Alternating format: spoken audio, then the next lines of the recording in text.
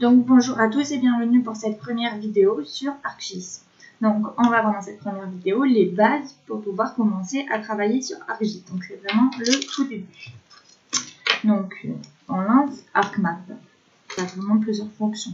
Alors, donc pour commencer, voilà, on ferme ça. On a une interface comme ceci, avec ici là à droite le catalogue. Donc, si jamais il disparaît sur le côté, vous avez ici un petit bouton catalogue et hop, il apparaît. Ensuite, vous avez le toolbox. ArcToolbox, ce sont toutes les fonctions qu'il y a sur ArcGIS. Voilà. Ici, c'est là où va être votre fond de carte. Où va s'afficher votre fond de carte. Et là, chaque nom. Alors, je vous montre un exemple. Quand on veut ajouter, déjà quand on commence par un projet, on va ajouter son fond de carte, son travail, etc. Ça sera dans Folder Connexion. Donc Folder Connexion, bon, j'en ai un, je le supprime, comme ça on va faire comme s'il n'y en avait pas. Donc il n'y en a pas. Je clique sur cette petite icône, Connect to Folder. Tac. Là, j'ai dans mon bureau, donc je choisis bibliothèque, voilà, document. Je vais ouvrir celui-là. Peu importe, j'ai plein de projets, on va ouvrir celui-là. Donc, quelque chose d'intéressant. Ici, nous avons les communes de France, toutes les communes qu'il y a en France. Je mets le fichier ici. Alors, hop. J'ai mon fichier. Donc, avec la petite loupe, avec le plus, vous pouvez zoomer.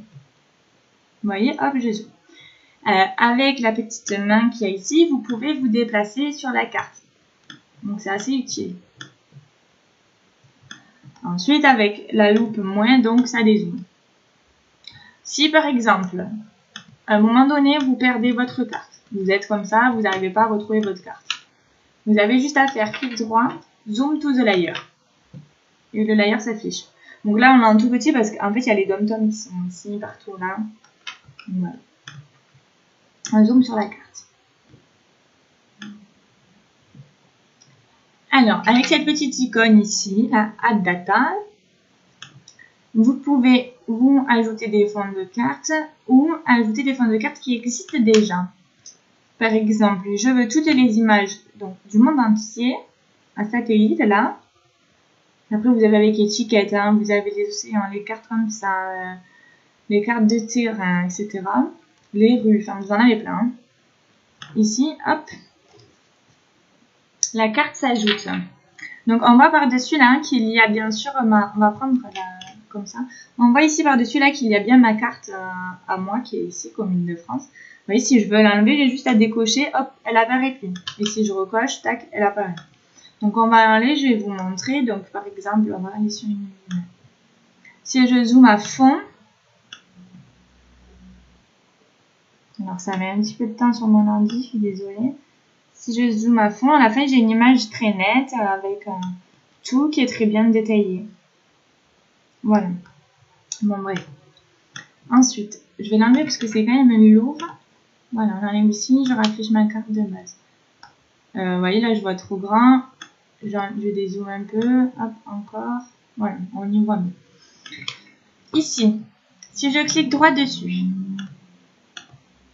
remove pour l'enlever. Si je la supprime d'ici, elle apparaîtra toujours dans mon catalogue ici. Par contre, si je supprime ici, elle sera complètement supprimée de mon ordinateur.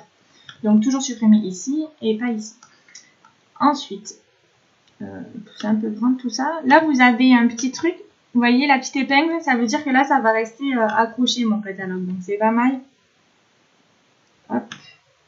C'est pas mal d'avoir la petite épingle, comme ça, vous l'avez toujours accroché. Après, comme ça, là, hop, il s'enlève, comme ça, il se remet. Voilà. Et là, vous le fermez complètement.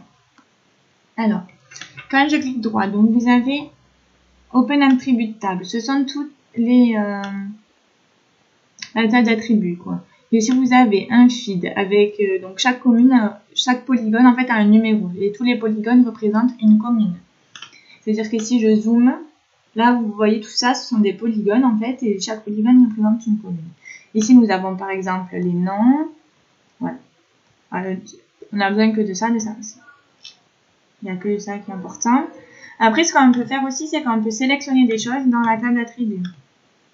Par exemple, je veux sélectionner, je sais pas, ceux-là, de nom, on ne sait pas pourquoi, moi on les sélectionne. je peux les sélectionner.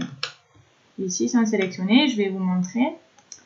En dézoom, il va y en avoir qui s'affichent en bleu. Voilà, ben, c'est ce que j'ai sélectionné en bleu. Hop, ils sont ici. Je les ai sélectionnés. Ensuite, d'important, propriété. Donc, on peut cliquer ici ou on peut tout simplement faire double-clic sur commune-France.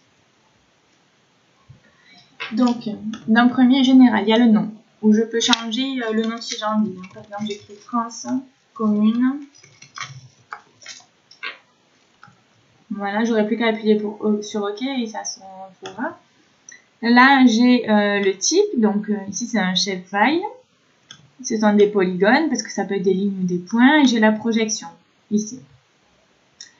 Dans la symbiologie, donc on arrive sur la symbiologie où en fait on peut changer ici la couleur de la carte et ici faire des catégories. Donc par exemple, on peut ajouter les noms. Add all value. Donc on ajoute tous les noms et on a ça qui arrive. Ici, là, on peut changer la couleur, par exemple, hop, en bleu, etc.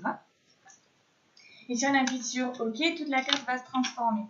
Juste le problème, c'est que quand il y a énormément de communes, je ne vais pas le faire, sinon ça va planter et je vais devoir tout relancer. Mais par exemple, je vais vous montrer avec une carte plus petite. Donc je supprime celle-là et je mets par exemple la commune de Nîmes, ici. Je veux changer de couleur. Donc pareil, symbiologie, ça m'y met de suite. Hop, couleur vert. OK. OK. Et ça passe en vert. Ensuite, d'intéressant dans les propriétés, il y a aussi la transparence. C'est dans Display, transparence. Et là, on peut choisir le pourcentage. Donc ça peut être 80%, 50%. Voilà. Donc là, ça veut dire que ma carte elle est à moitié transparente et que s'il y a une carte dessous, du coup, on va pouvoir apercevoir la carte qui est en dessous. Voilà, donc j'espère que cette vidéo vous a plu. Je vous dis à bientôt pour une nouvelle vidéo et un exercice. Salut!